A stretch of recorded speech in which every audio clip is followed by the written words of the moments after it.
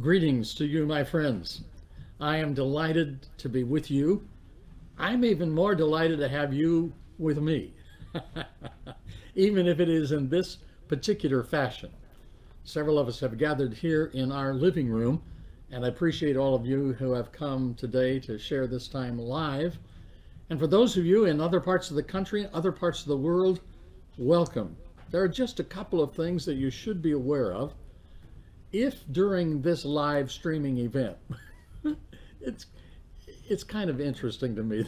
I've never done one of these before, so if something happens and things go blank on your screen, or there's a loss of volume, or there's a loss of picture, just sit tight. Don't try to change anything. We'll fix it on our end, and you'll still be there for the live stream when we come back on. Secondly, I want to make you aware of the new website, skipross.com, and the things that are there. Many of you are watching on skipross.com, but others of you are watching on Facebook in various ways. So there are a number of things in terms of materials, and you go to www.skipross.com/media, and you can find a number of the things that some of which are brand new to many of you. I, in fact, in preparation for our time together today, sat down and listened through all the way, start to finish, the first recording ever made of dynamic living in 1977 in Texas, as I recall. And Susan came in while I was listening, and I said, "Do you know who that is?" And she listened and listened, and then I giggled, and she said, "Well, that's you, but it's a higher voice." I said, "Well, yeah, I guess that's probably something that's happened to me over the years." So we're here together, and there are three foundational things that I want to lay before you as we begin our discussion today. Number one, God is God, and I am not. You say, "Whoa, wait a minute! I mean, that's right out front." It is, because that's who I am. And that's the only way I know how to communicate with you. Secondly, God is in control. Over the course of the last several months, I have learned that in a new way. And that's part of what we want to share with you today. The third thing is that God loves me. And I guess by extension, I would say God loves you. So that forms the foundation of everything that we'll talk about today. But I want you to be aware that we're going to meddle around a little bit in all sorts of areas of your life. We'll probably talk a little bit about parenting. We'll talk a little bit about marriage relationships. We'll talk a little bit about our business. We'll talk a little bit about your physical life and your spiritual dimension. We want to bring in all 6 major areas of life as we talk together today. But the foundation of all of it is those 3 thoughts. So we ask the question, first of all, why are we here? Why are we doing this? Where are we going with all of this? Why are you here? Why am I here? Why are you here? Those who have joined us. You see, it's really important for all of us to know where we're going and have a clear picture in our mind of where we're going. Well, it's been 2 or 3 weeks ago now, Susan and I boarded a plane in Las Vegas. It was late afternoon, and the pilot came on as we were waiting to depart. And he said, "Good afternoon, ladies and gentlemen. I'm happy to welcome you aboard Flight 1467. We are bound nonstop for Tampa, Florida.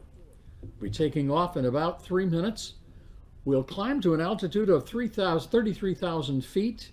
And we expect a clear ride, though I want you to pay attention to the seatbelt sign, because there's reported some light turbulence in some areas. I may have to turn it on, but basically we're going to have a great flight. We'll land in Tampa, and when we land in Tampa, the weather will be probably 80, maybe 78 or 80, and a very clear, warm, wonderful evening." Now, that was very reassuring. That's a pilot that knows where he's going, what his job is. pretend with me for just a moment. If we had gotten on that flight and the pilot had come on and said, "Good afternoon, ladies and gentlemen. We're happy to welcome you aboard our flight to who knows where." I don't know where we're going. I don't know how long it's going to take us to get there. I do hope we have enough fuel to get there, but we're going to have a great time while we fly. Anyhow, there's no indication of what the weather might be, but we'll have a good time. I tell you what, I'm getting off that plane. I'm not flying with a pilot that doesn't know where he's going. So I want us to know together in these short moments that we have together where we're going. I say short moments. There's so much to say and so little time to say it today, which is a little bit different than the feeling I had earlier in the week, and I'll talk more about that in a moment. But earlier in the week, as I was preparing for this, my thought was more so much time and so little to say, because I hit a wall of preparation for our time together. We'll talk more about that as we move forward, but I do know today what it's all about and where we're going. So let me share that with you. Number one, it's all about personal growth. I'm specifically focused on my personal growth because I don't have a right to tell you how you need to grow or what you need to do, or I don't have the right to tell you what is the process for you to grow. So when I say personal growth, I'm talking about me personally. And there has been considerable growth, not only in the last 8 months in the challenges that have come to my life, but in the last 8 days of preparation for our time together. So we'll talk about personal growth. Secondly, we're all about today a communication connect.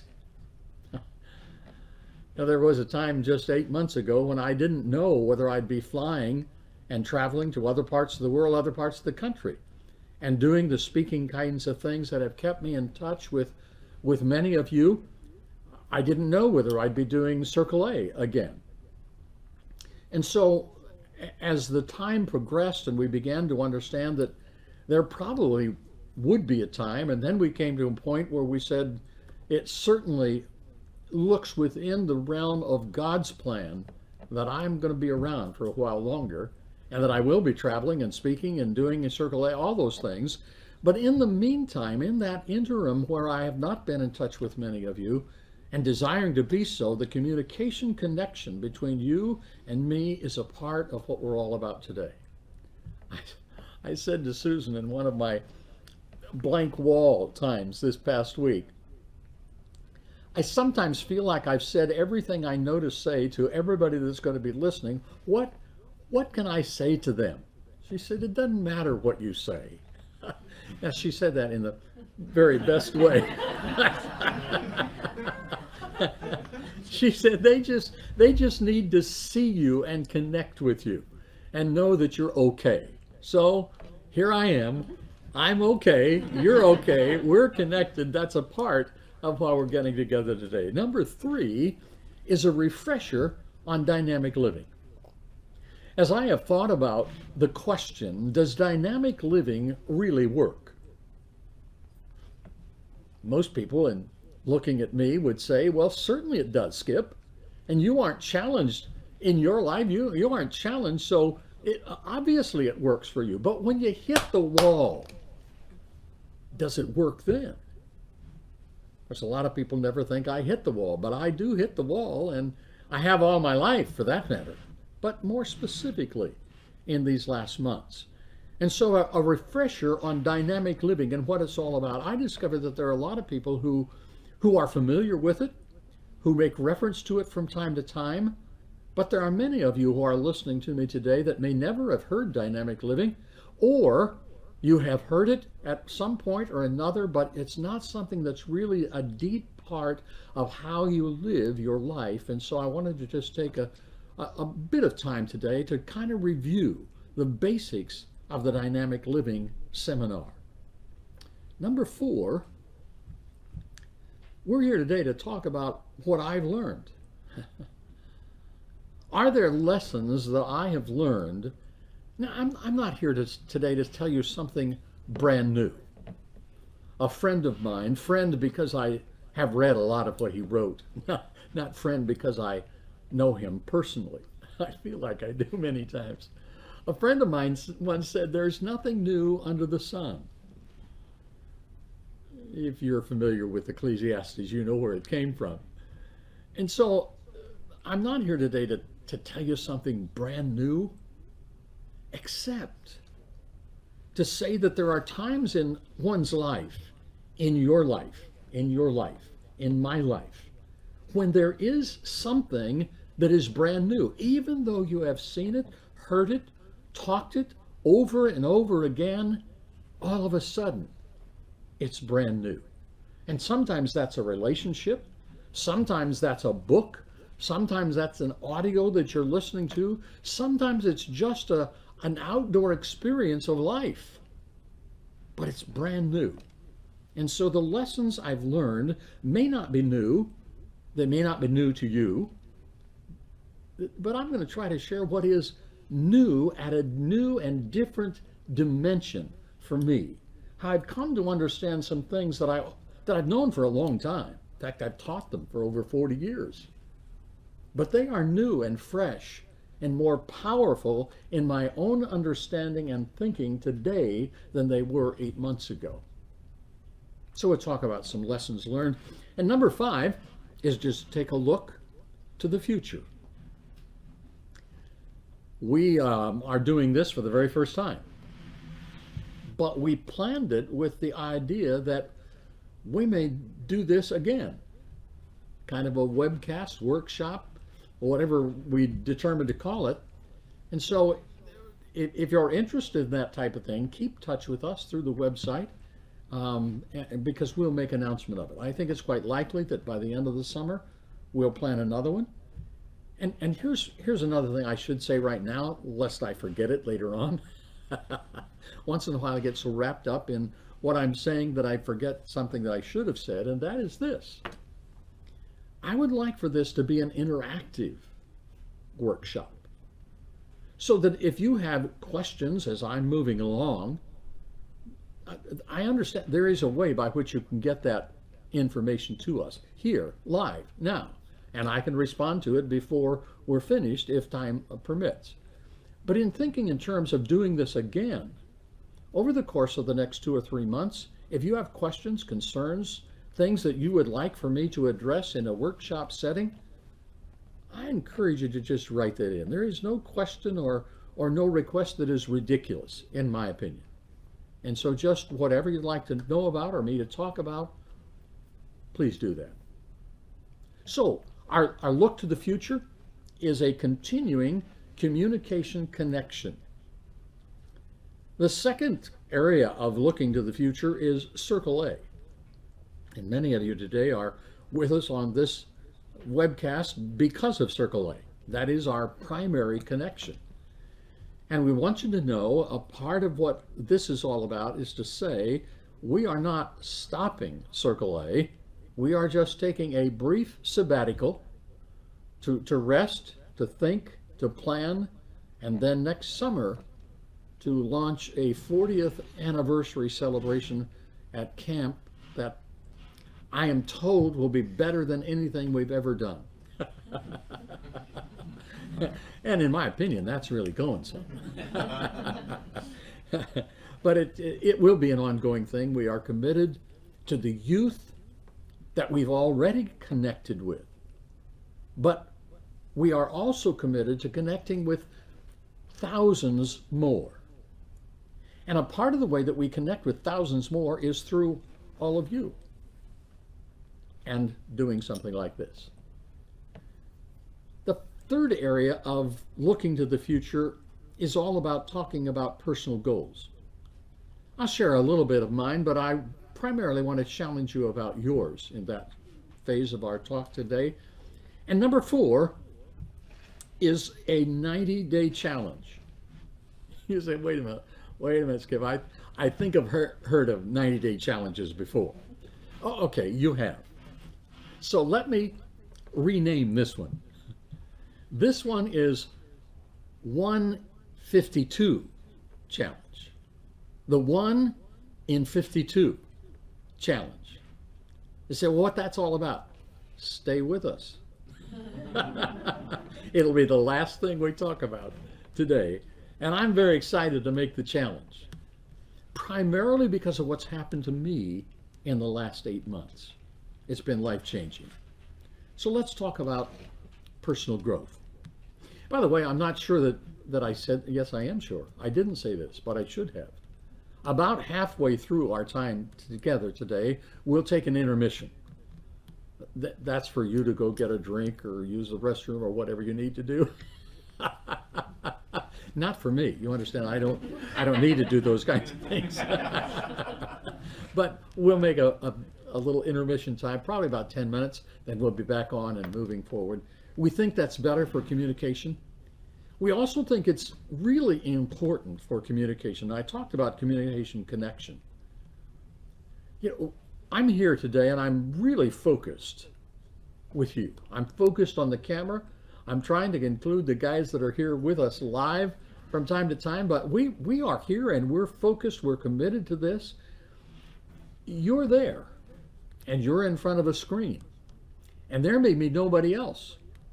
You may be just sitting looking at your phone and it's coming over your phone or an iPad, or maybe you got it projected on a screen, but there's nobody there, so you feel I can get up, I can move, I can go around, I can go here. Here's what I'm going to challenge you to do. Take every ounce of your attention and focus on these moments we will invest together today. Not for my benefit. I don't know whether you'll do it or not. I'm not there with you in your living room or in your car or wherever you are. I'm not there. I don't know. But the challenge is for you, because that's the way you will get the most from our time together today. This, again, then, personal growth. This is a conversation with me. Whenever I speak, I've always tried to keep that in mind, that I'm having a conversation with me to talk to me about my life and where I am and where I'm going and what I've done and how I feel and how I think and how I'm progressing, all those kinds of things.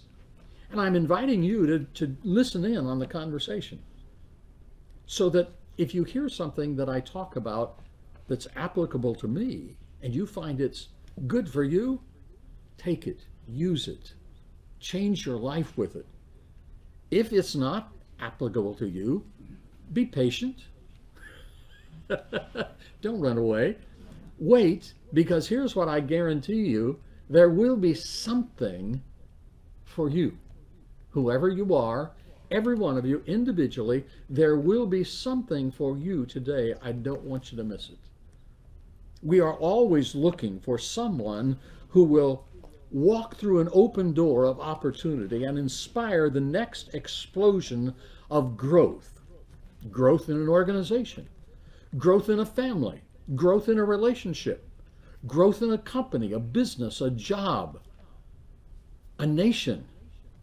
We're always looking for that next person who will brave the open door and walk through not knowing what's on the other side and grow so that they're capable of walking through and continuing on to inspire and challenge others. So personal growth becomes very, very important for me. Growth is to seek and experience improvements daily. Daily. Robert Louis Stevenson said, to become, how many of you have ever heard of Robert Louis Stevenson? See, I can do that even on this. Every hand out there ought to be up.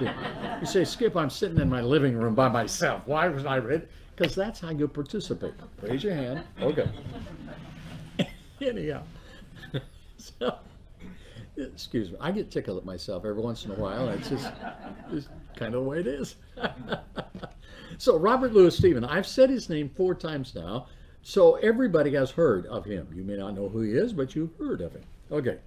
Robert Louis Stevenson said, to become what we are capable of becoming is the only end of life.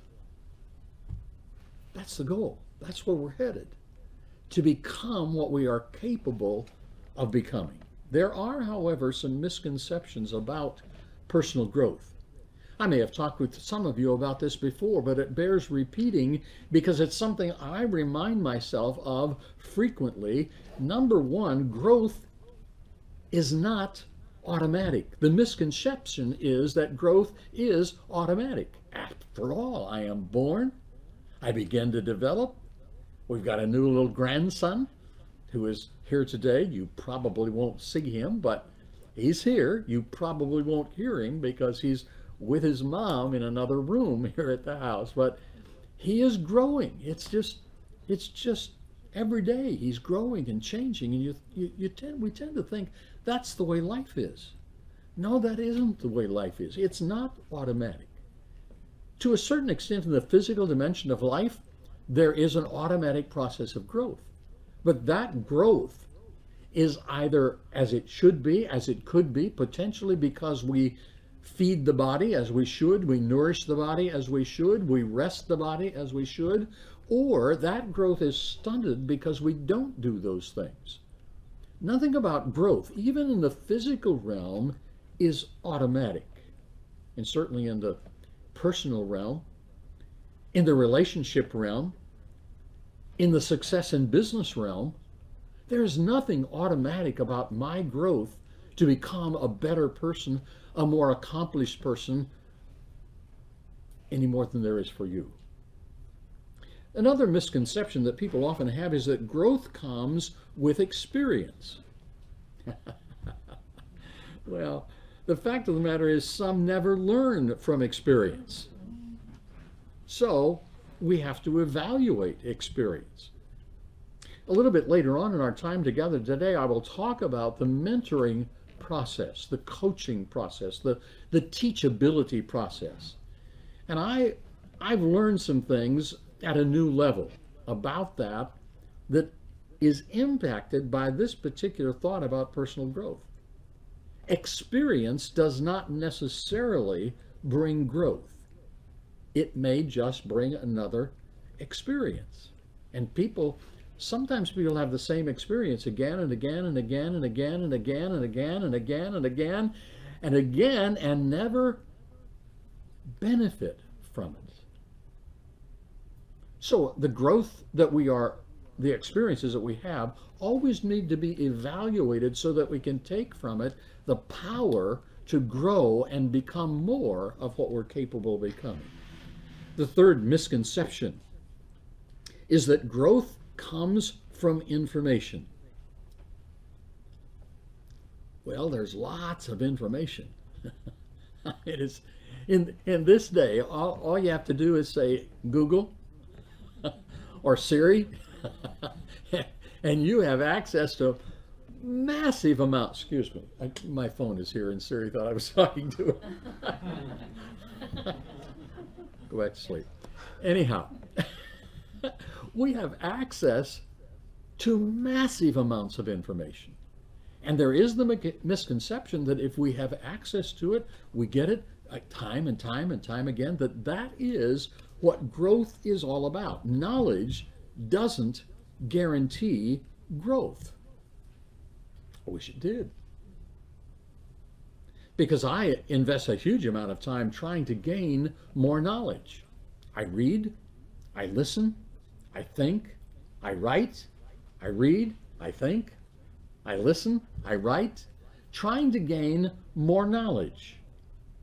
But knowledge does not guarantee my growth. Dick Biggs, nobody ever heard of Dick Boggs, but you've heard of Dick Biggs, right? Right, okay. Dick Biggs said, "The greatest gap in life is the one between knowing and doing." We can amass a great amount of experience and knowledge and not change at all if we don't do something with it. Deep down, our problem is not a lack of information. Our problem is application. And so as we talk together today and we try to share some things about dynamic living and about my experience over the last months of applying dynamic living, I hope that we'll keep in mind that it is the application of what I've been teaching that made a difference in my life, not just the teaching of it, not just the reading of the massive number of books that I've read, or the seminars that I've attended, or the audios that I've listened to. It is a matter of applying that which I've learned that changed my life. Someone, and I don't know who said it originally, I'm not going to guess. I think I know, but I'm not sure. So if you know, don't tell me now. Tell me later. To know and not to do is not to know. And some of you are sitting there thinking, Skip, I thought you said that. Here's the truth. I have said it again and again and again. To know and not to do is not to know. Many people say, I know that. I know that. You try to remind them of it because they didn't do it again. I know that. I know that. But to say you know and not to do it says you really don't know. My preparation for today was a crucial factor in taking the next step of growth for me. It is always of interest to me how times have come in my life when the study that someone asked me to do or that I moved towards was a study that was primarily, in retrospect looking at it, was primarily for my benefit to grow into the person I am capable of becoming. My desire is that it always will help somebody else. But this critical step of growth, and I think it's also important to repeat something I used to say at every dynamic living seminar. I moved away from it a little bit because I sensed a resistance on the part of people. Here's the statement. Growth is always painful. Not sometimes, not ever so often, not even most of the time. Growth is always painful.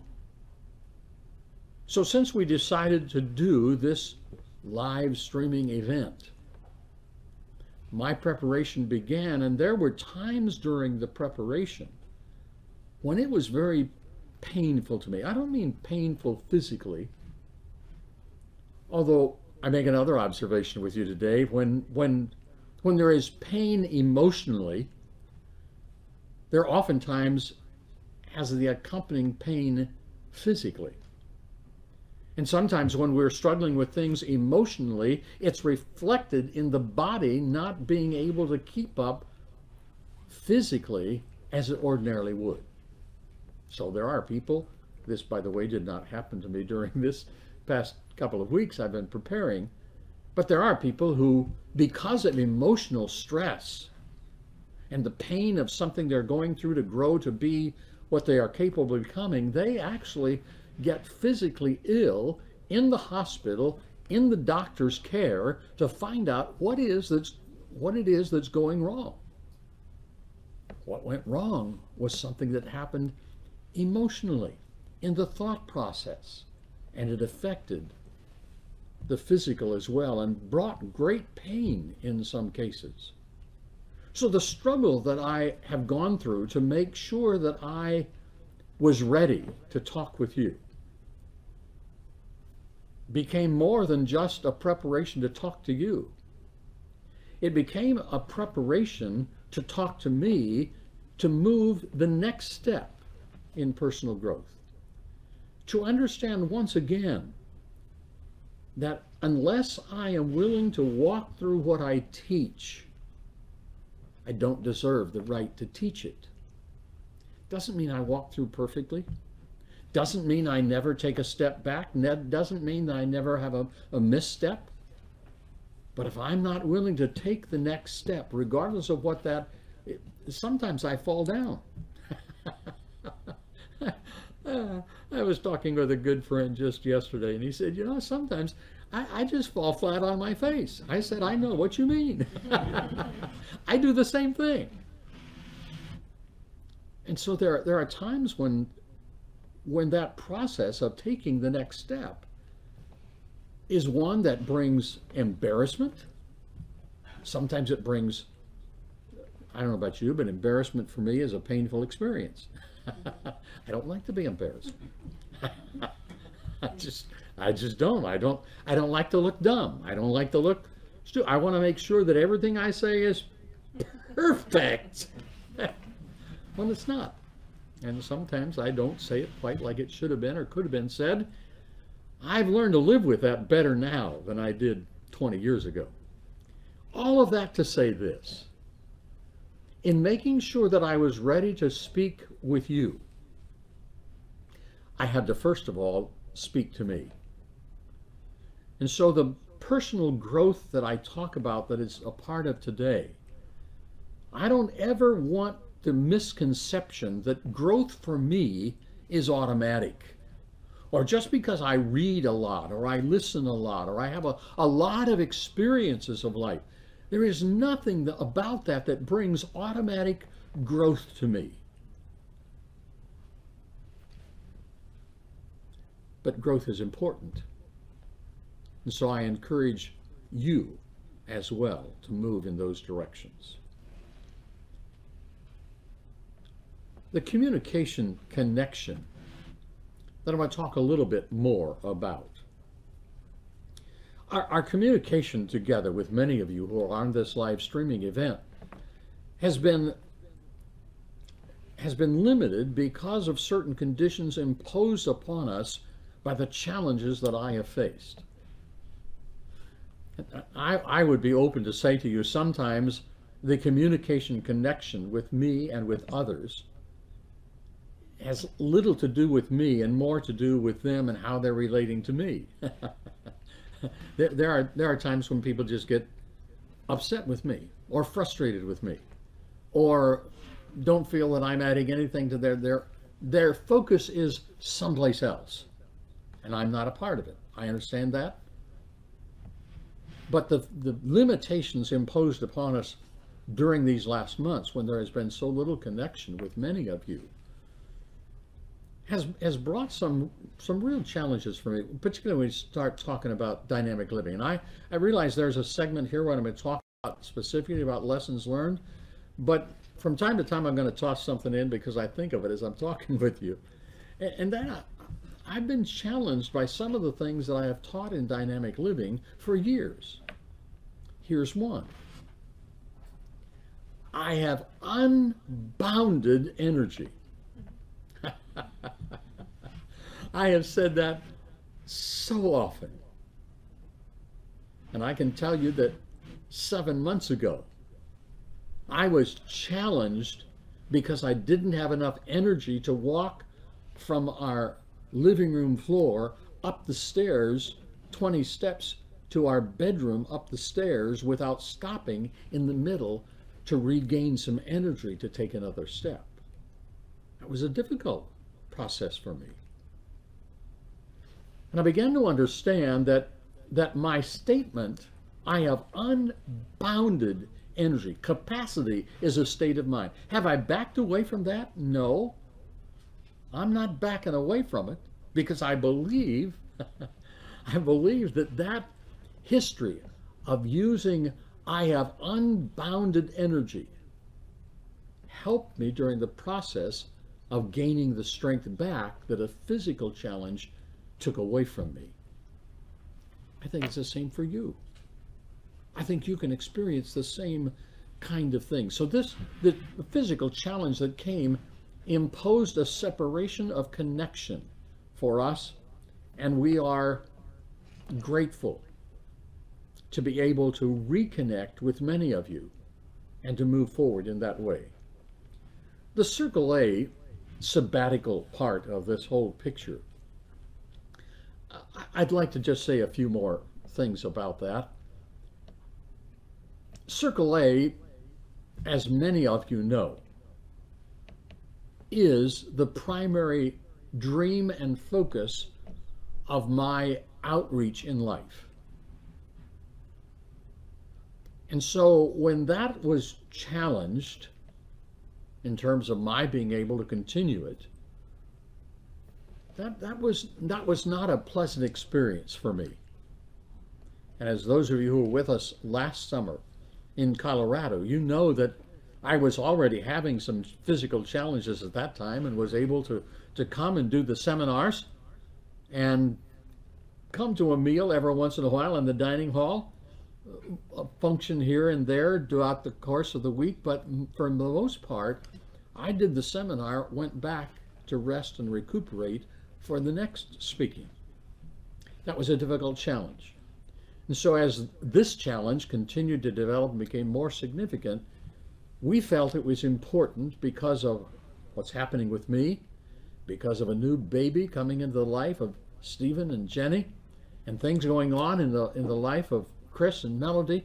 It was a good year for us to come together as a family, to bring balance in our life as family, to bring balance in our life in the physical dimension, to bring balance in our life in the outreach to others, and just say, for this period of time, this summer, we're going to take a little time and balance, balance, balance. And I think on the promotional video for this, I said balance, balance, balance, balance. It's a phrase I could hear myself saying from seminars for 40 years. I've been listening to myself saying that. You know, sometimes to know and not to do is not to know. And to know that balance is important is different than saying, I will take action on that. So we're taking this summer a sabbatical, and I think that the next thing in our communication connection today is to reaffirm once again our desire and our commitment to help you. My life is all about helping others. And it is still all about helping others.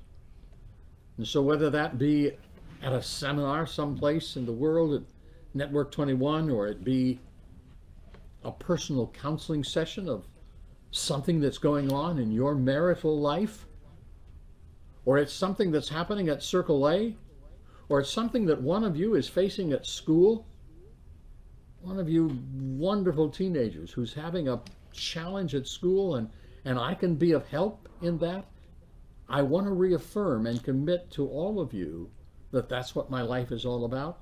That's what I'm determined to do.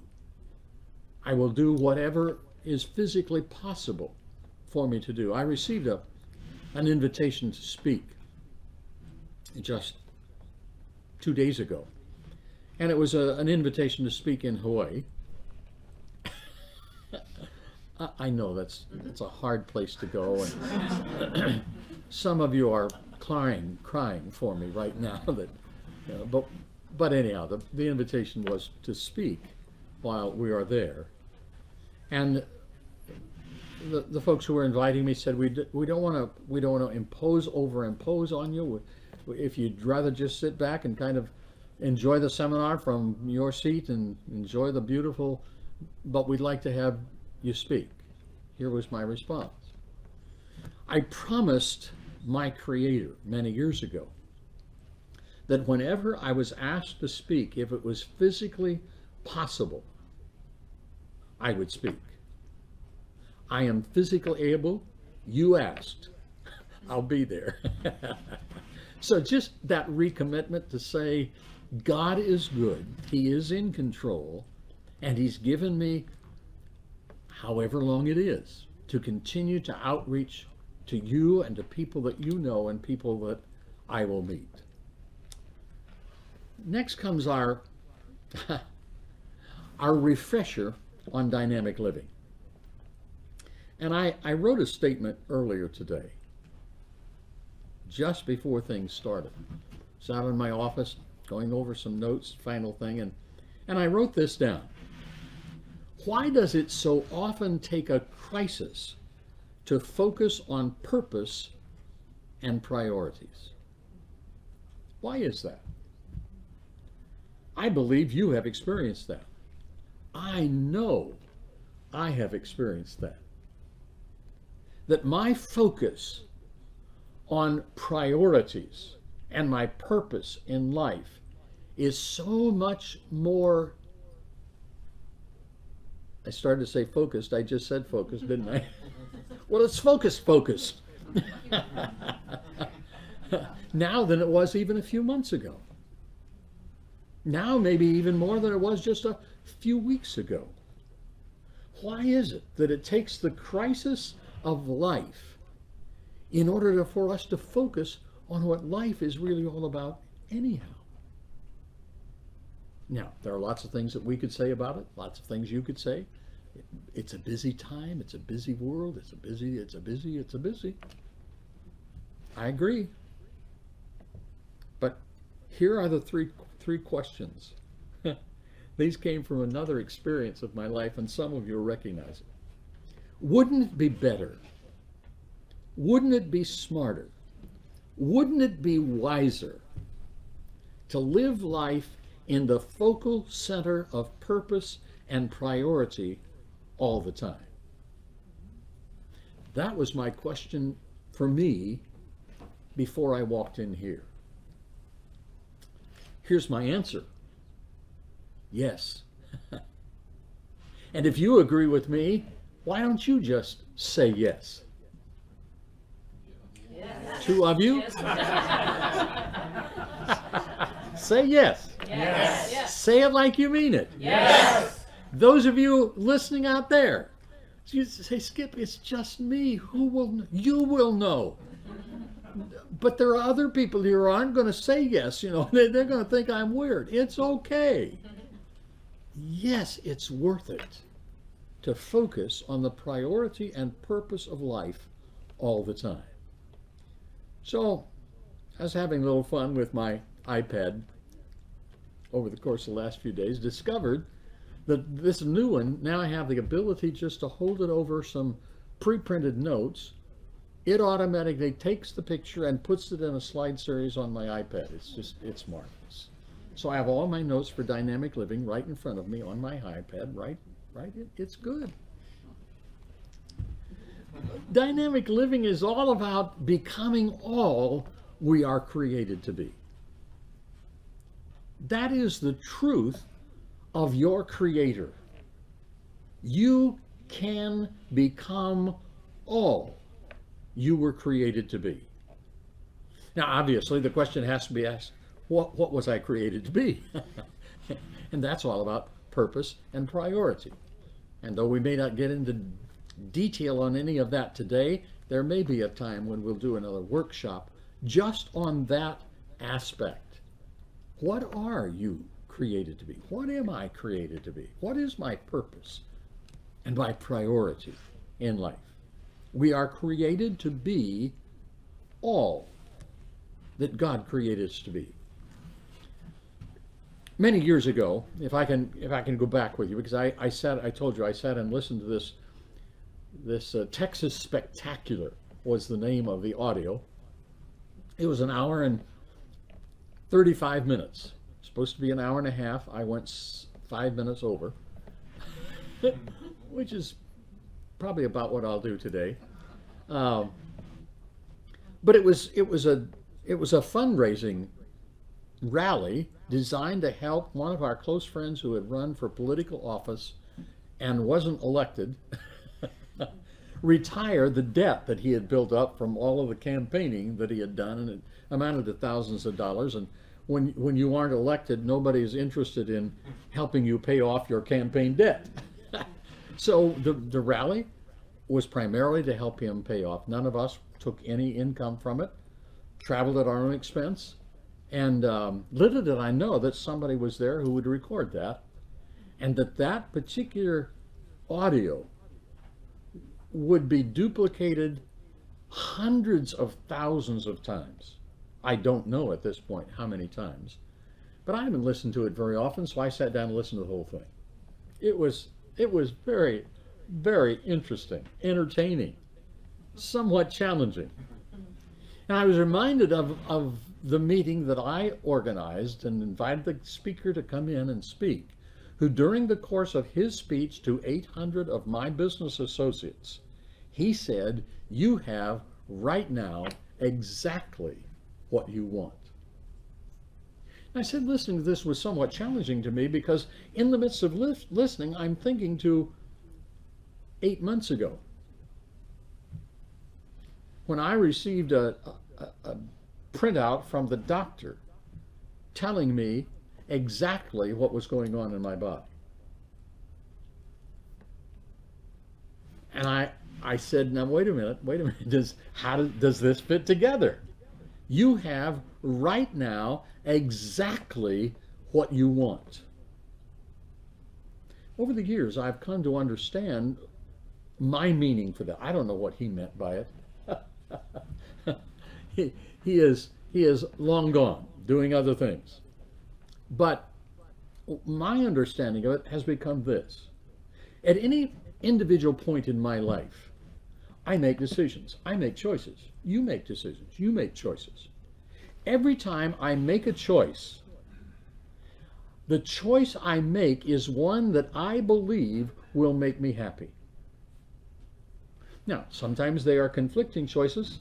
Sometimes there are difficult choices. Sometimes one has almost as many disadvantages as the other has. Sometimes one has almost as many advantages as the other. But I make a choice, and I make the choice on the basis of what I believe will make me happy. So that at any point in time in my life, whatever has happened as a result of the choice I made to that point, I have what I want. I can change it, but at that moment, I have exactly what I want. So I've got to thinking of all the choices I've made over the course of my lifetime, and some of our choices are beyond our control. DNA and heredity and some of those kinds of things may have inclined me more towards a certain disease than other things, but I've made choices all of my life, some of which were really good about my health and some of which were not good at all. I never was concerned much about it because I always felt good. I had the energy. I had the health. Everything I thought I wanted, I had. And all of a sudden I had something I didn't think I wanted, but I made choices that brought me to that point. I don't know whether that helps you, but it helps me.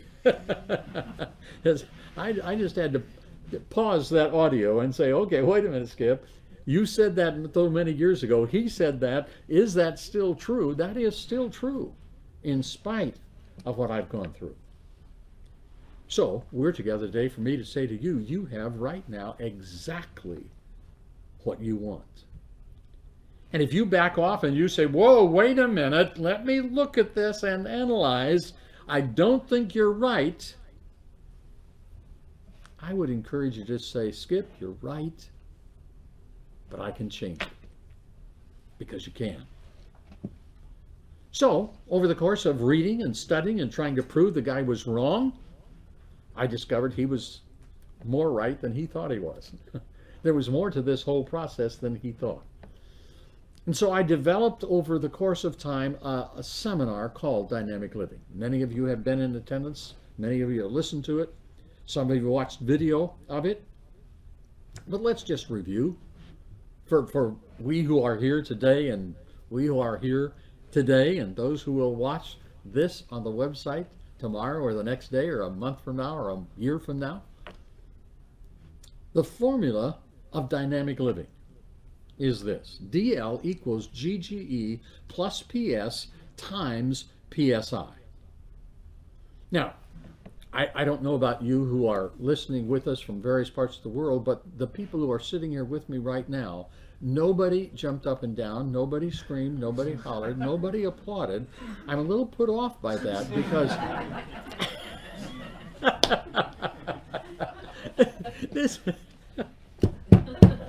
this is my one major original contribution in life. And I'm applauding, I'm celebrating, but at any rate, DL, dynamic living, I'll define it for you in a moment. Dynamic living equals God-given equipment, GGE, plus PS, the principles of success, times PSI multiplied by the power of a proper self-image. The truth of the matter is everybody has God-given equipment. Everybody. Everybody. You have God-given equipment. You are uniquely created. And you only can appreciate that if you, oh, I'm supposed to talk to me, aren't I? Skip. You can only appreciate that you are uniquely created if you refuse to compare yourself with other people. I can't appreciate my uniqueness if I am constantly comparing myself with others. I had a challenge with that for many years of my life. Can I be real honest with you today? Yes. Yes. Good. Hopefully, at home you're saying the same thing. I still struggle with that.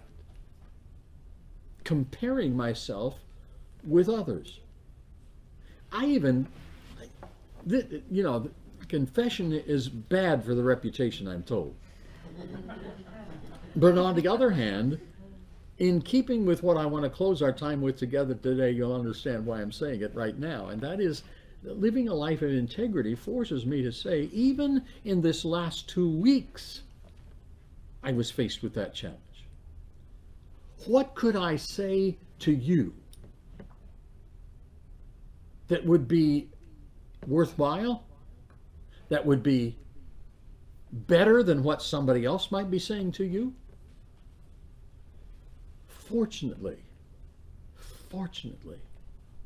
I am now able to catch myself the moment I start to veer on that road. And simply to say, Skip, it doesn't matter. That's not the question.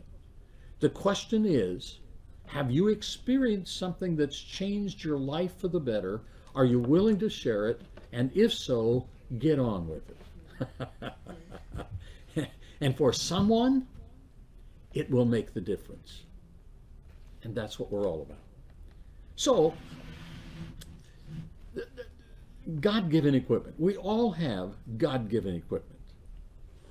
Without taking a lot of time on that because we don't have time, we all have access to the principles of success. They're operational in our lives all the time. Most people are never told what they are, so they don't know how to use them for their benefit. Much of the time, the principles that bring a successful conclusion in life are used to hold people back rather than to propel them forward. And as we just kind of chat about a few of those in a few minutes, you'll begin to understand and see how that's true. So the principles of success are as certain as the law of gravity that says if I step off the roof of my house, I can say I don't believe in gravity all the way to the ground. But when I arrive at the ground, I will have to say, yep, it still works. That is, if I'm able to say it. It still works. Gravity works. So, principles of success. As I was listening to the Texas Spectacular, I found myself listening to me saying there are 8 principles of success. That's what I originally understood. That's what I applied. As the years progressed, there became 10 principles of success. And I taught that for years. Right now, I understand there to be 12 principles of success. And if you've not been with me recently, you don't know the last 2, and I may or may not get to them today. I may leave a little something to draw you back the next time. Okay, the principles of success. So, we all have access to the principles. We all have God-given equipment. Then why are we not all equally successful and productive and building loving, wonderful relationships? It is that final ingredient, the PSI, proper self-image. that is the multiplying power of the formula. So that if I don't believe I've got God-given equipment, or if I am using the principles of success to my detriment rather than to my benefit, my image of myself will multiply the effects of all of that to my life, and there'll come a point in time when I will say to myself, self, if this is what life is all about, why live it? I don't think I can keep going. And the desire to end life is more profound today, and a higher percentage of people today than it was when I started teaching all this years ago. It, quite frankly, is sometimes even glorified to end life.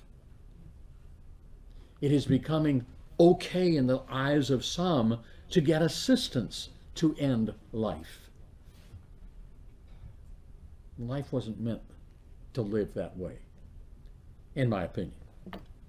And so the proper self-image is the final thing that we'll talk about. Dynamic living, what's it all about? Dynamic living is that kind of a life which is filled with joy and happiness all the time, free of fear, free of worry, continually in the process of accomplishing worthwhile goals, and is totally well adjusted in life's 6 major areas, which include business, home, social, physical, mental, spiritual. Is that the way you understand life? For some of you, it's yes. For some of you, no. For some of you, I don't know. For some of you, well, I would add, and it's okay. However you want to feel about it. That is my understanding of life as it was designed for me to live it, and that's my goal. As I move day to day, as I take the next step of growth, that's my goal, to live a life filled with joy and happiness all the time. Recently, I was talking with a gentleman who does not know me, I do not know him. We were meeting for the very first time, but he asked me a question that opened the door to talk about Circle A, working with kids, and the seminar on dynamic living. And I gave him this definition, filled with joy and happiness all the time. Oftentimes, if somebody's going to get tripped up on something, that's probably far enough. You don't need to go much further than that for a lot of people. It's, whoa, no, come on, Skip. Joy and happiness all the time? Even in the midst of life-threatening illness, joy and happiness? Get serious. I am serious. I said to him, you know, oftentimes people think that there's a difference between joy and happiness. And I agree that if we wanted to really push the definitions, if we had 3 or 4 hours to talk about the difference between joy and happiness, we could find a difference with which many people would be more comfortable than they are simply by saying it as I do here. Putting them together is discomfort for a lot of people. It's okay. Joy and happiness. My focus in happiness is joy.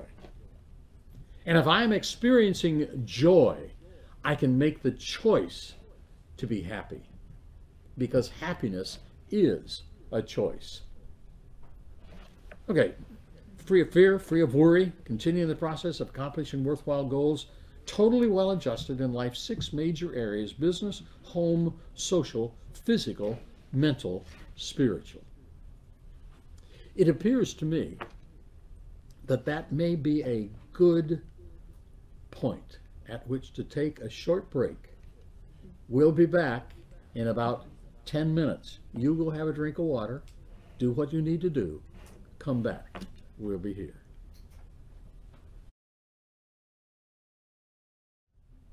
And welcome back from wherever you've been. Delighted to be able to continue our chat together. I realized something as I was looking at the clock, and that is a problem that I frequently have, and that is that I have prepared more material than what I have time to get through today. So our brief look at dynamic living will indeed be brief look at dynamic living. During the break, Stephen shared with me the fact that we are hearing from people from all across the United States. He gave me a list of states. I don't have that. He also said there are people from around the world that are listening in. Our friends down in Australia, it's 4:30 a.m. down there. Okay. We're delighted you're with us live and can hardly wait to see all of you again. I noticed Italy and Lithuania, and I shouldn't name any of them without naming all of them. Many of our folks in Hellas are with us. So welcome back. And in thinking in terms of this break, we also got several questions, a number of questions that came in. And if I start answering questions, I don't have time to get to what I need to get to today. So here's what will happen. Probably the end of this next week, I will sit down with a camera and Stephen. I will go through those questions and I will answer those questions. It will be posted on the website. So if you've asked a question, just go to that. It won't be long because they're not going to be a massive number of questions. But if you've asked a question, go and take a listen. There is one that I may not get finished this week because I think it's a little bit more detailed. It will take probably a whole workshop to answer one of the questions that came in. But outside of that, if you had a question, you sent it in to us. I will sit down, and Stephen said, "Are you sure?" I said, "I'm sure. That's what I want to do." So that's what I will do. So back to the dynamic living seminar and a kind of review, continuing the process of accomplishing worthwhile goals. If you aren't accomplishing the goals that you think you wanted at some point in time, then take a look at your value structure. Because the values by which we live our lives is where our goals come from. So if you are accomplishing things that are not bringing joy and happiness and satisfaction and significance in life, then it's time to take a look at the value structure that produced those goals, those dreams, those desires, and find out where is the conflict. Because you and I are designed as goal-seeking people. And we are designed to have goals that bring joy and happiness to our lives. And if we are in conflict between the goals that are being accomplished and the joy and happiness of life, then it's time to come back and say, okay, what is the value structure upon which I have based these choices and these decisions? Most people, as I think I've said to many of you, set goals backwards. That is, they take a look at what everybody else has done. They take a look at their own abilities and they say, okay, on the basis of what I know about others, on the basis of what I know about me at this time, I will project to the future. I will set my goal backwards. Decide what you want and set the goal. Totally well adjust in life's 6 major areas: business, home, social, physical, mental, spiritual. I have often said, I will repeat it here because I think it's important, in light of all the reasons that people have joined us on this particular live streaming event. If I only had one of these areas that I had to pick and focus my attention on and become really good in that one area of life, it will be my spiritual life. That is the most important. Everything else rises and falls with that from my perspective. But fortunately for you and for me as human beings, we don't have to make that single choice. We all have other areas of life, and those other areas of life need our attention. They need balance. And when we are not in balance in one of those areas, life is kind of bumpy. You know what I mean? It's kind of like trying to drive with a flat tire. You may never try to do that, but I have. In fact, I drove so far one day that I only had little shreds of rubber left on the rim, but I didn't have a spare, and I wasn't going to walk as far as it was going to take. And I think I had to replace the rim too. Anyhow, our look then at the principles of success. That's where I want to just invest a little bit of time, because most people are never told what they are, and because they don't know what the principles of success are, in spite of the fact that they always are working, because most of us have a negative orientation towards life, and we've never done anything to change that initial concept that says, I don't amount to much. We are working with principles that will continue to hold us locked into where we are. So let's take a look quickly at them. Number one is the principle of giving. The summary statement, as most of you know, or many of you know, is whatever you give, you receive. What goes out from you comes back to you. That's the principle of giving. It always works. And it doesn't matter to me whether you're talking about planting potatoes and getting potatoes, planting corn and getting corn, or planting love and getting love, or hate and getting hate. Or, as I have enjoyed saying to audiences for many years, planting $10 bills and getting $100 bills. It's the principles always works. Whatever you give, you receive. Now, the principle of giving is such a powerful thing.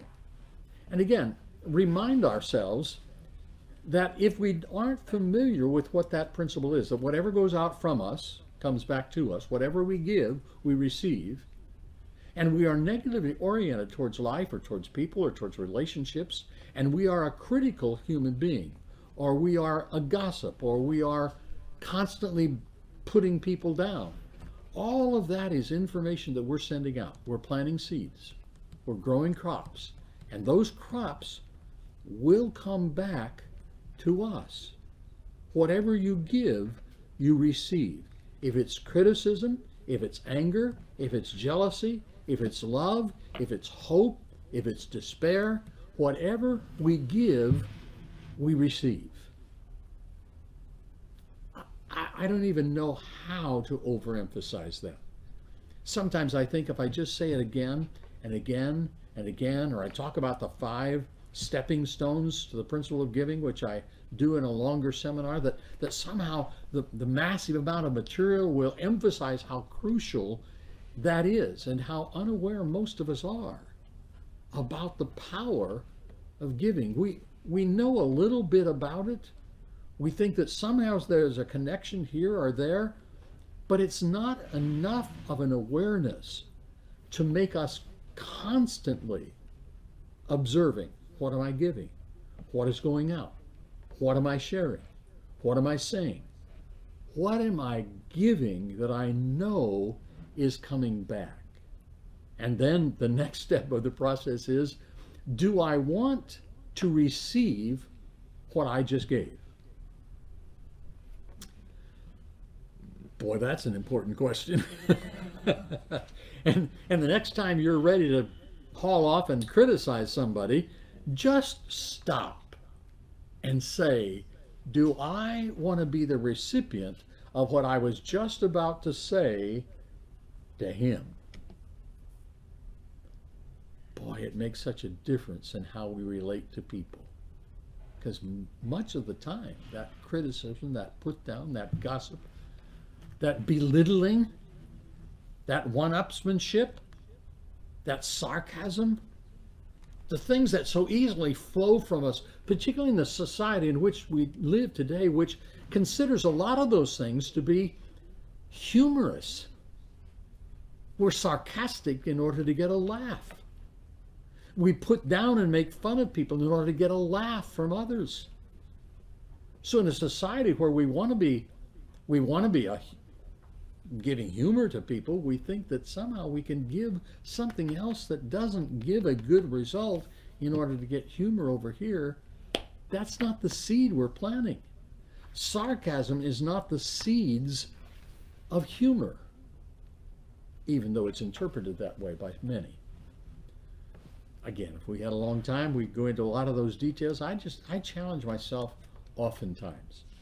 And I back off from things I could say frequently before I say them, because I have asked myself, Skip, is that what you want to receive? If somebody else was about ready to dump that on you, would you receive it with open arms? Would that be a source of encouragement to you? And if I decide that's not something that would be of encouragement to me, then I cannot afford to give it to somebody else, because sooner or later it does and will come back to me. The second principle, and again, as I was listening to this Texas Spectacular, the second principle was the law of vacuum. And it's a good, I mean, it was a good phrase. It didn't really say what I wanted to say after I began to understand the principle better. Create a vacuum in your life, because nature abhors a vacuum. And when one is created, it will do everything it can to fill that empty space. Well, the principle of exclusion is what we talk about today. And that's all about getting rid of what you don't want in order to make room for what you do want. We've had lots of fun with people over the years, and I do it ever so often myself. I did it again just recently. I'm not as good at this as I should be in terms of accumulating things, books, books, and books. And the other day, well, probably 3 or 4 weeks ago, maybe a little longer than that now, maybe a couple months ago, I stopped myself and said, you know, if I want new books, if I want to be reading something new, I really need to get rid of some of the old ones, because somebody else will find those new and they will enjoy them. I've read them, I've gotten what I need from them. Why not move them on? So there were boxes of books that left here, and there are still boxes to go. But it makes room for new. Get rid of what you don't want. I used to have a lot of fun, as I started to say, with clothes. You know, get rid of what you don't want. You got something in your closet you haven't worn for a year, get rid of it. Give it away. Donate it. Find somebody, and this is a thought that has hit me frequently. Really, I walked into my closet recently, and I looked at some shirts, and I had golf shirts. I love to play golf. I haven't played much golf in the last 8 months, but I'm ready to start again. And I looked in my closet. I have 38 golf shirts. I could wear a different golf shirt every day for 38 days. And here's the thought that hit me. There are kids in our world today. There are people in our world today who don't have one golf shirt, who've been wearing the same shirt for 4 years, 5 years, 8 years. Why not give what I don't need and want so that somebody else can enjoy? Because that process, it's inevitable. It always works. Here's what I know. Within a matter of, I don't know, maybe a day, maybe a week, maybe a month at the most, there'll be a new golf shirt hanging in my closet. And maybe I will have bought it, and maybe somebody will have given it to me. But the principle works.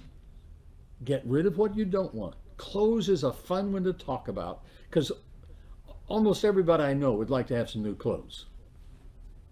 Not room for new clothes until you get rid of the old clothes that you aren't wearing, using. Now, fun to talk about clothes? fun to talk about books, fun to talk about other material things, not so much fun to talk about attitudes. But that's really where I want to go with me.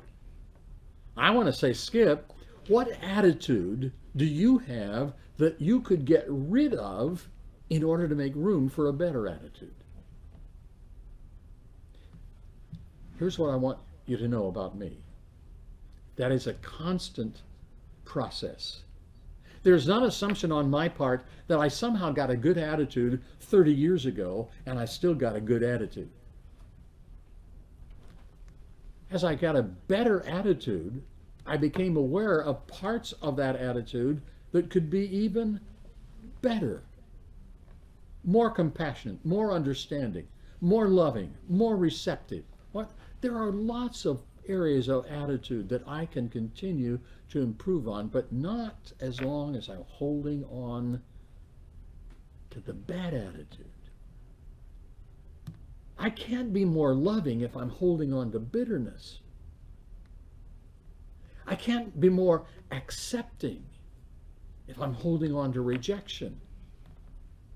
So get rid of what you don't want in order to make room for what you do want. It has to do with friends. Again, listening to Texas Spectacular, I was reminded of some very good friends. I mean, I could tell you their name right now. I'm not going to. I finally had to say, I love you, I appreciate you, but we're going to have to say goodbye. I'm either coming to where you are, or you're coming to where I am, or we're parting company. That's the only choice we've got. Get rid of what you don't want to make room for what you do want. Here's my challenge to me, to you. Get rid of everything negative in your life, except you. I'm not suggesting you get rid of you. Your spouse and your children, both of whom are an extension of you. Outside of that, if it's negative, get rid of it. Well, I take too much time on that one because I get really wrapped up in that exclusion. Get rid of what you don't want to make room for what you do want.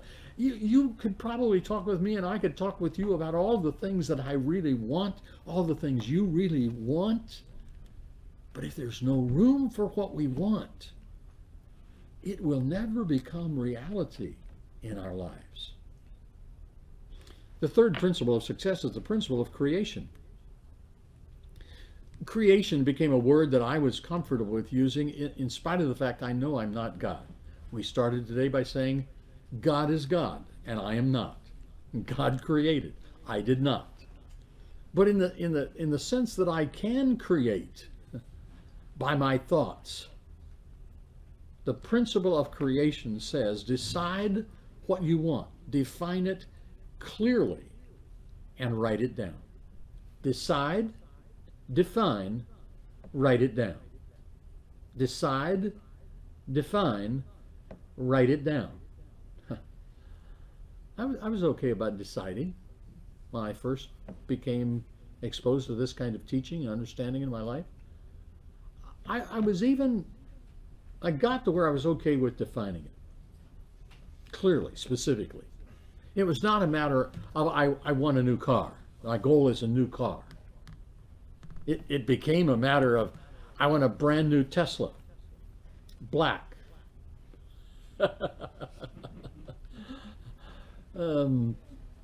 White interior, drive itself. All I have to do is sit there and push a button to start, and it turns and it goes in the fast lane and comes back in and parks itself. And that's different than say I want a new car. Of course, there's a difference in cost in that one and others. But decide, define, write it down. That's the one I had the most trouble with. That's the one I find most people have most trouble with.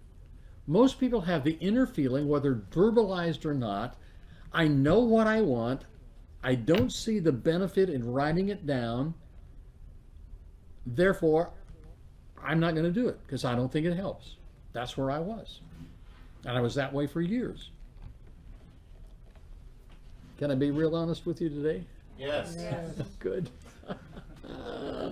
Oh, sometimes I wish I wouldn't ask that question.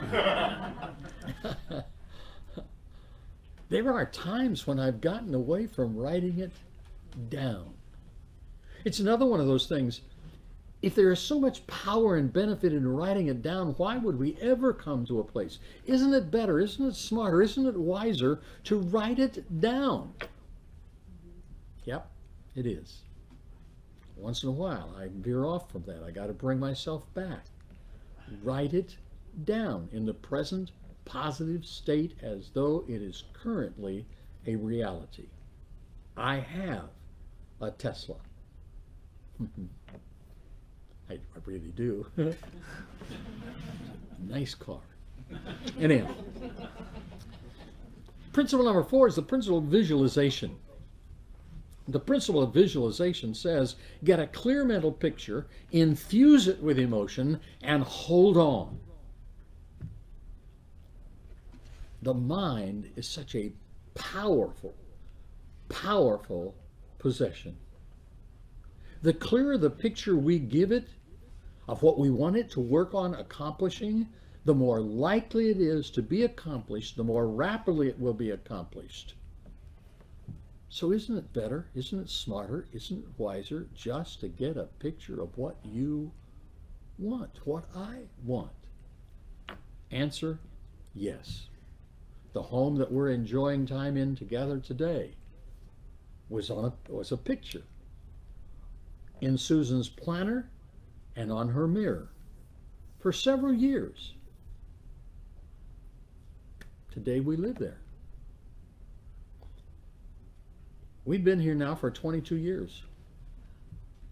There has not ever been one time in 22 years driving in our driveway that I have not had the thought as I drove in, I am so grateful and blessed to be living in this home of our dreams.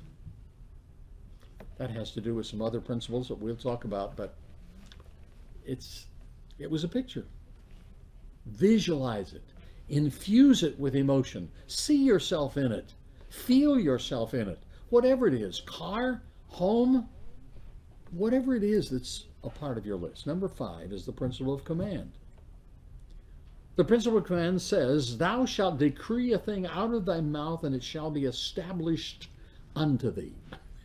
Now, I say it that way because of Texas Spectacular.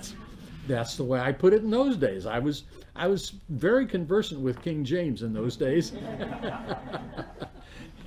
And I'm still conversant with King James today, but I put it more often in these terms. Whatever you speak out of your mouth will happen.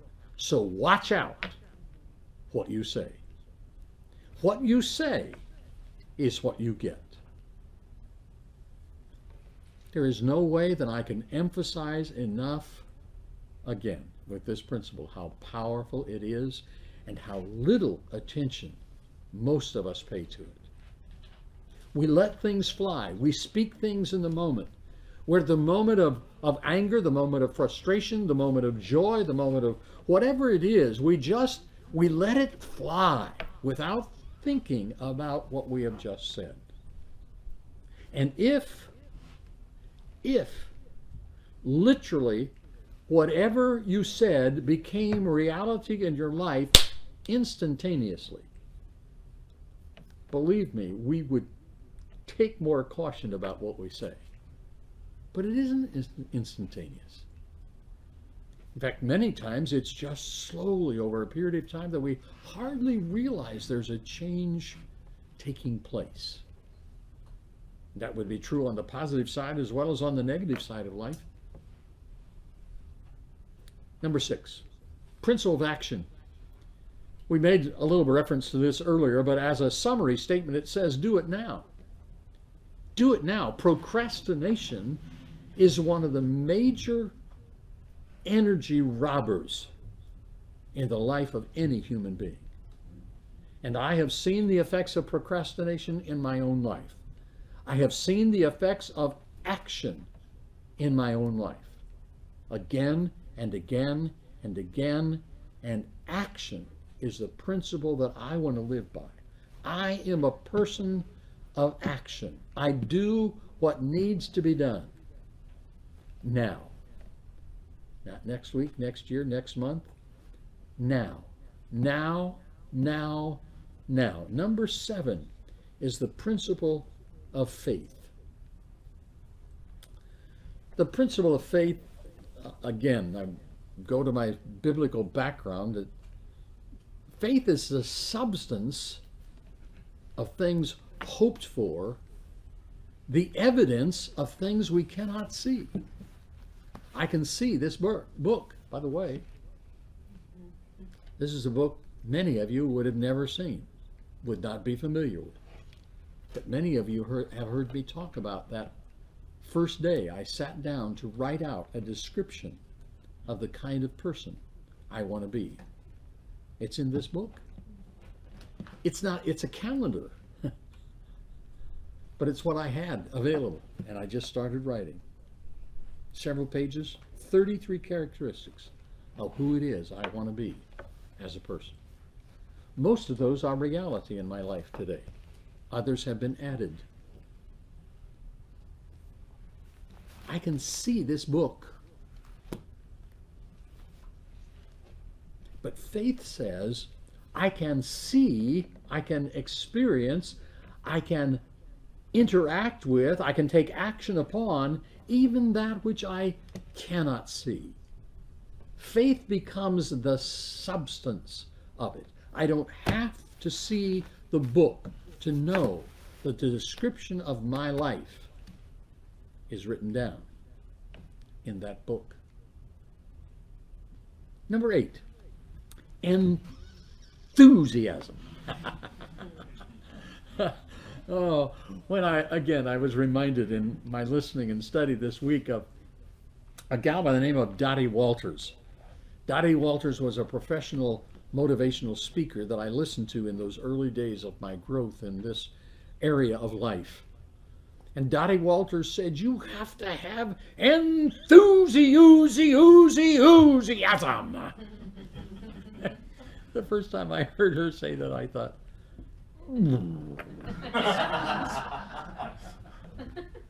not me. I have to have a little bit more control of myself, my environment. I am reserved. I am not flamboyant. I am not all sorts of things. Well, I don't think that screaming and hollering and jumping up and down is necessarily showing enthusiasm.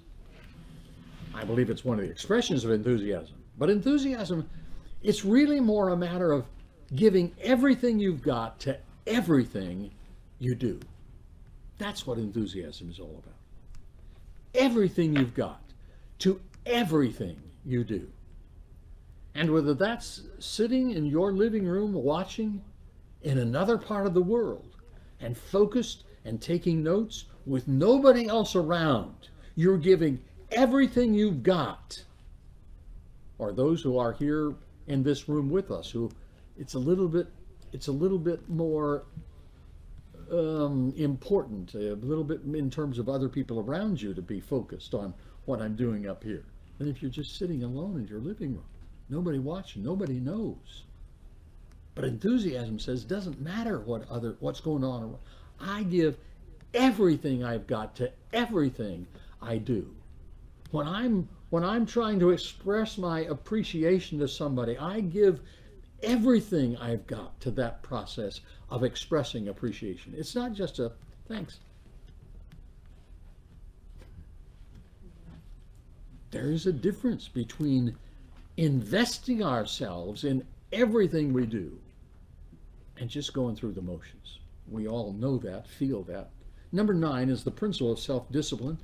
Self-discipline says do it anyhow. Do what needs to be done when it ought to be done, whether you like it or not. Boy, there are things in life that you and I may not want to do. Self-discipline says, do it anyhow. Do it anyhow. Number 10 is the principle of persistence. Persistence says, I will until. I will until. Continue to pursue the goal, the hope, the dream until it's accomplished. That's the principle. Well, proper self-image, which is the multiplying power of the formula, which well could take about 4 or 5 hours, it is our last little segment of review of dynamic living. PSI, proper self-image. The me I see is the me I'll be. I mentioned to you when we began our time together today the new website, skipross.com/media. and scrolling down just a ways on that, you'll find some of the music that I recorded years ago. I think the first one was recorded in 1979. And then there were others, 1987, I think, was another couple of them, and then the last two. And in the last two albums, which all have been digitally remastered and made available to you. If you want to listen, they're there. Download, enjoy, be my guest. Susan and I have had a great time listening. Susan has always been my biggest fan. So if I need a little encouragement, I just turn my singing on and she's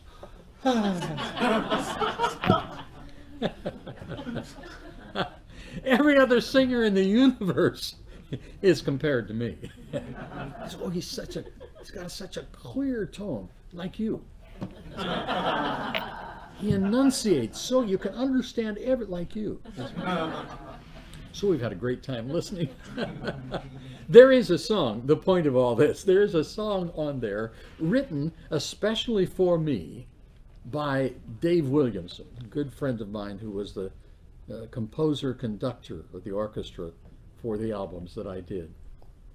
And it's all about the me I see is the me I'll be. And I think it's a great song, and I wish I could still sing it. I can, in a little lower key. And there must be somebody listening to me today that can tell me the best software to get to lower the key of tracks so that I can sing whatever I want to sing once again. The singing voice has come down like the speaking voice has as well. I am what I am is what a lot of people say. What difference does it make who I think I am? It makes all the difference in the world. That picture that we have of the person inside of us is the self-image. Who do you think you are? Everything you think, feel, and do is always consistent with the person you believe yourself to be. That's a direct quote from my friend Zig Ziglar, who's gone on now to his reward, but he affected the lives of hundreds of thousands, including mine. The person you believe yourself to be is crucial to everything else in life. And you will never do anything, think anything, feel anything that is in contrast with the person you believe yourself to be. So the concept of developing your own self-image, it is constructed. It's not automatically given to you at birth. The image that we have, the picture on the inside, is constructed.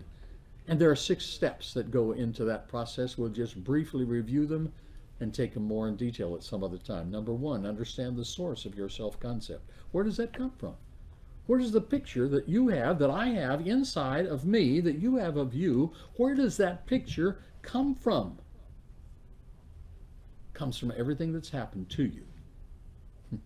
Everything that's been said about you. Everything that you have misunderstood that was said about you, that you thought was said about you, that wasn't really said about you, but you thought it was said about you.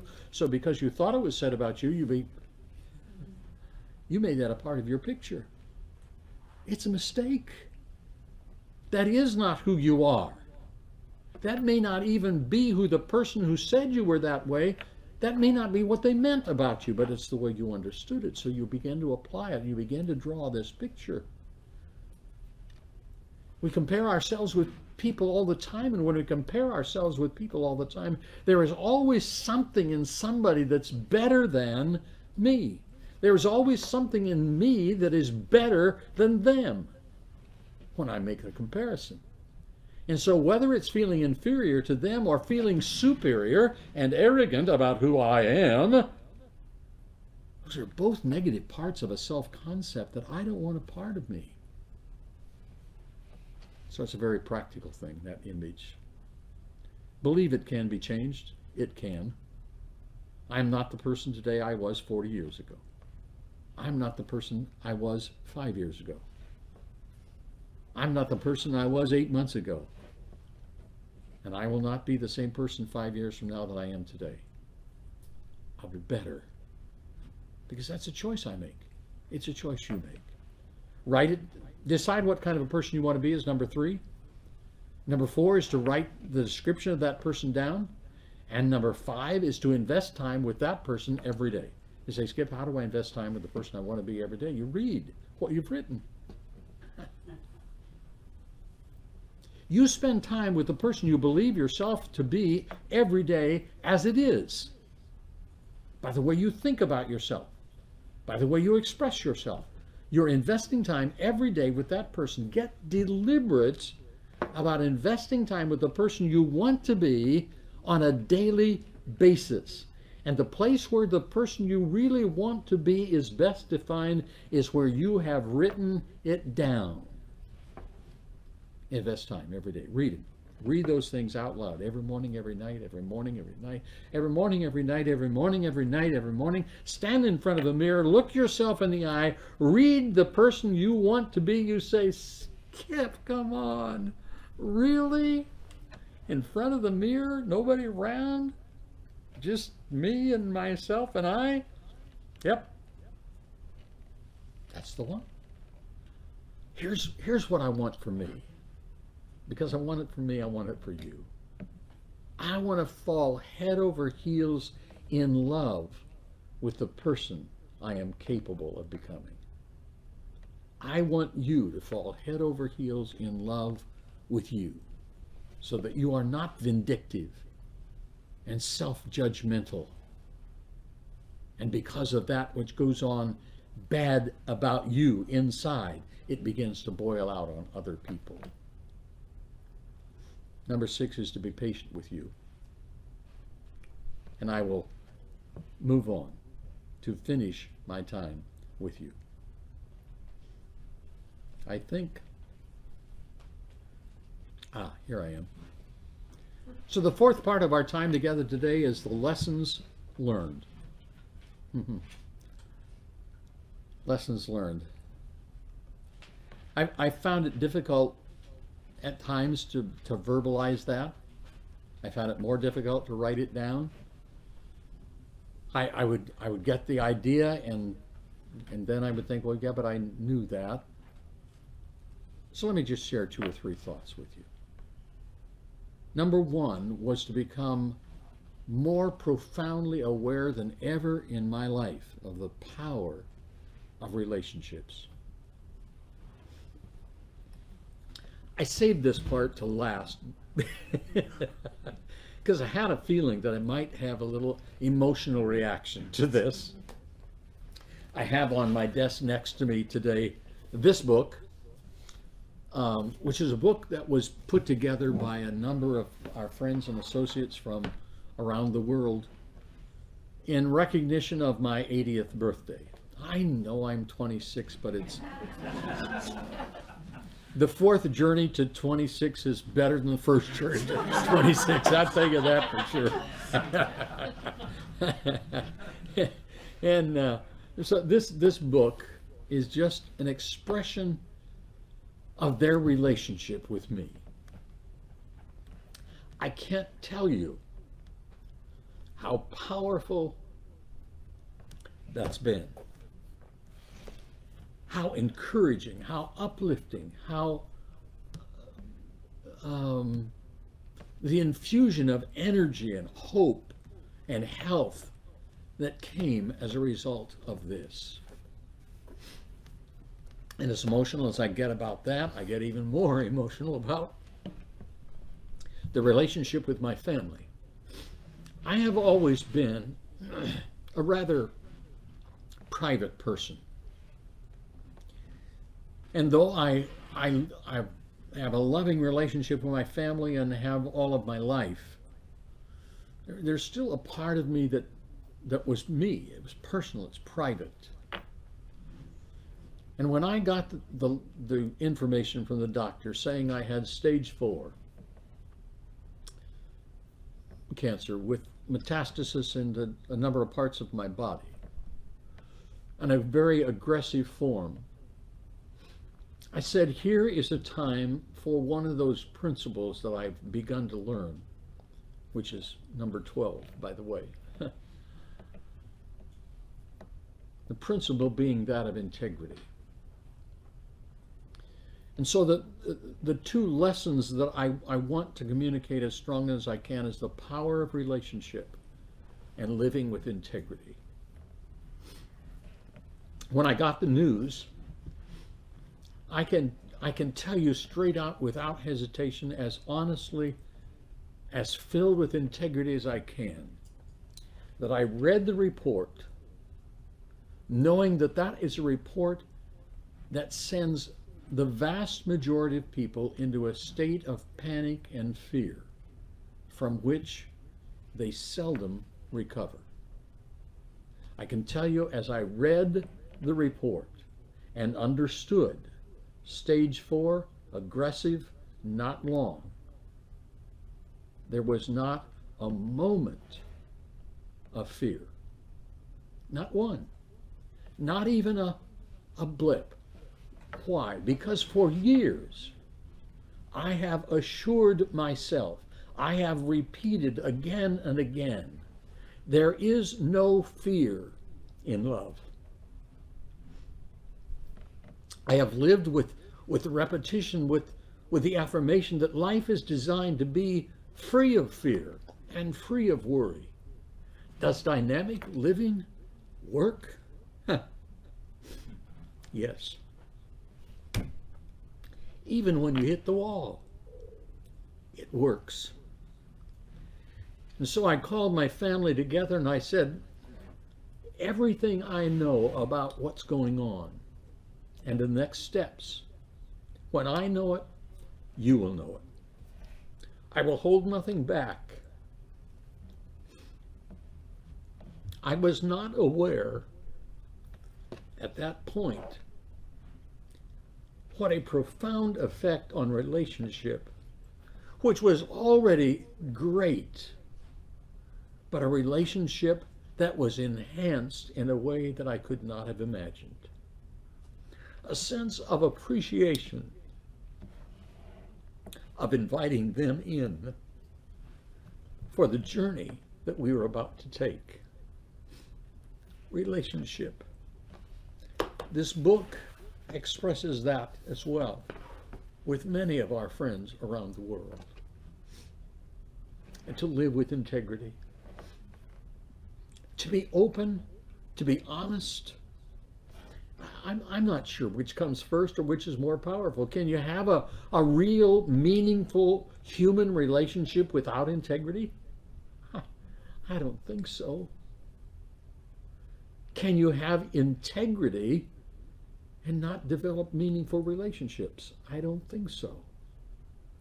And so they became this incredible opening of what the possibility of relationship with people and life and love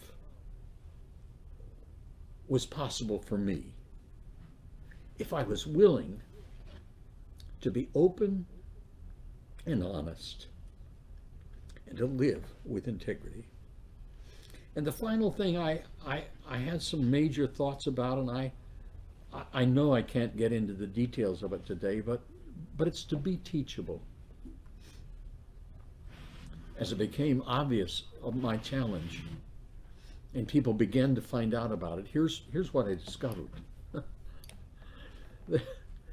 There are a lot of people who have a lot of information that they want to give.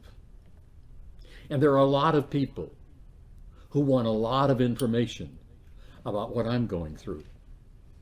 And there are a lot of people who are willing to give all sorts of counsel and guidance of what you should do and what you shouldn't do. And I can openly, honestly say to you today, I've understood that Teachable gives me the ability to receive all of that without judgment.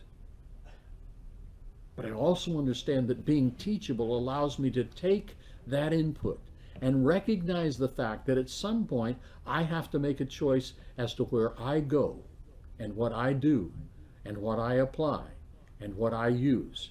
And that's true in my business. It's true in my relationship with my children. It's true in my relationship with my wife, with our close friends, with our friends around the world.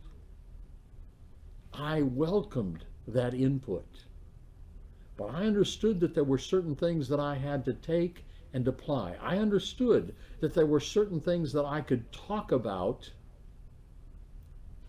and there are certain things I couldn't talk about.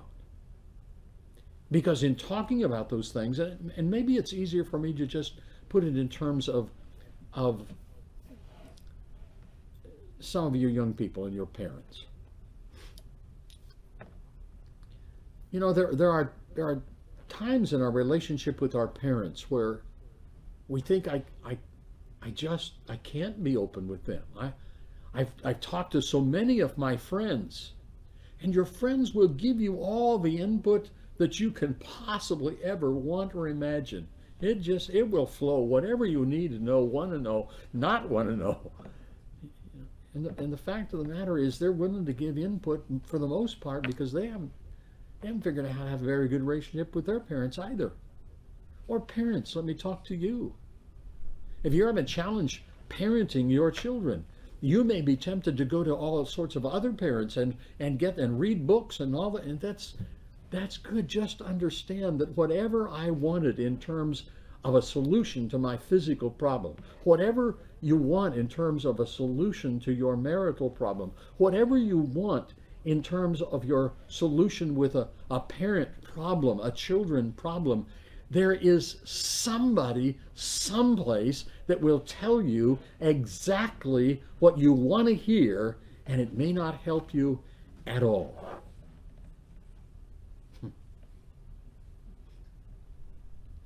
So I had to learn to receive, to be teachable, but then to be accountable for the information that I received and the faithful, habitual application of that information to my life. I've been gathering the information for over 40 years. Does it work? Yes. Are there lots of approaches to how life should be lived out there? Yes. And whatever I wanted, I could find somebody who would do. Whatever I want to eat, I can find somebody who tells me it's good for me to eat that. I read an article recently that told me all the reasons why it was okay for me to drink as much coffee as I could. I read one, not that I wanted to drink coffee, but this next one you'll understand. I read an article recently that told me all the reasons why it was okay for me to eat ice cream. Oh, I looked a long way for that information. I tell you that for sure. But I had to be responsible to say, okay, that's input from an authority. They claim to be an authority. They give input. I have input over here. I have input from here. I have input from here. At some point in time, I have to decide and move forward with my life, with my business, with my wife, with my children. I have to decide and move forward on the basis of what I deem to be the best choice. That's what I've done. And I'm here today to say to you, dynamic living works. And the habits that I've developed over the years brought me through. The friends that I've developed over the years sustained me. The family that God gifted me with has been my source of strength and hope. Well, look at the future. We're going to do this again. I hope you'll join us. We'll keep you informed. Circle A, 40th anniversary celebration next year. You'll get details on that rather soon. We got some good things planned. Personal goals. I planned to finish 2 minutes ago, but I'm going to take 3 more or 4.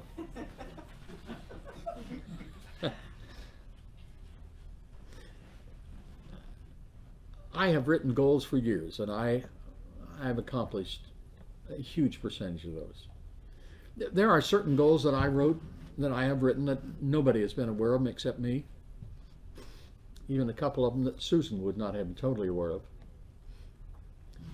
And I can tell you that one of the goals, and this is for those of you who are familiar with our business, and one of the goals I wrote down years ago is that my dream was to speak again at the Network 21 National Convention. I had not spoken there for 15 years. I spoke all over the world, but I had not spoken in North America. 15 years. That was on my goal list. Nobody knew that. On the day that I received the information that I was in stage 4, I received an invitation from Network 21 to speak at the National Convention with the assigned topic of how to overcome fear.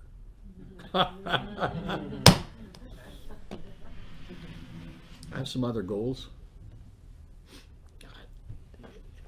You know, when you've written a goal that seems so far out that you come to a point where you say, that's never going to happen. Do you come to that point? Is that a helpful point to? I found that's not a helpful point for me to come to. I have a goal that I wrote down years and years and years and years and years ago. It's still on my goal list. It does not appear for many, many reasons that this one can physically happen, let alone everything else that would need to go with it. It's still there. Why? Because it's a source of inspiration to me. It's a source of hope and strength. Even though it may not be possible, it's still, every time I think about it, that feeling rises within me, that hope, that strength. That's what you do with dreams that are still out there. You don't give up on them. You say, well, Skip, come on. What is the, all right, I'm going to tell you. I shouldn't do this. Years ago, I wrote down on my goal list, I am singing in the Sydney Opera House.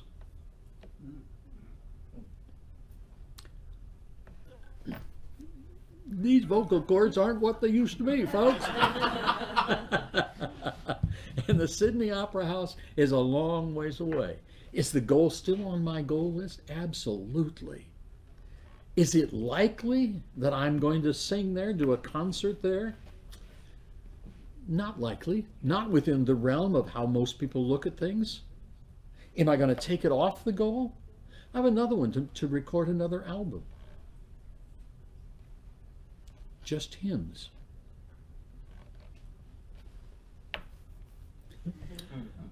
That one's probably more possible than Sydney. But are they still there? Yes, they're there because they give hope. They give encouragement. I could look at that and say, oh, I'll never be able to do that. It's not good for me.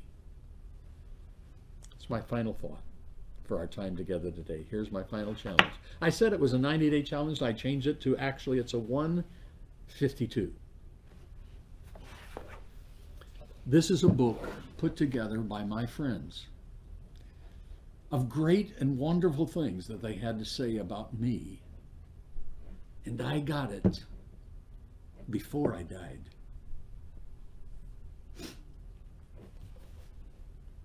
Many people never hear these things because they're only said at the celebration service when they're gone.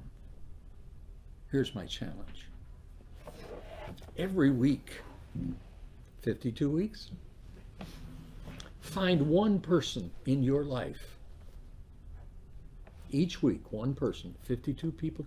Maybe it's the same person every week for 52 weeks. It's all right with me. Just one time every week for this next year. Find some person and tell them what they mean to you. Encourage, uplift, and edify them. It will make such a magnificent difference to them. There are people in your life that have never heard somebody say the kinds of things that you could say about them, and say it with all honesty. Why not do that and see how it changes your life? My goal today has been to change me, and in that process to do something that has the potential of allowing you to change you. Thanks for being with us. Have a great day.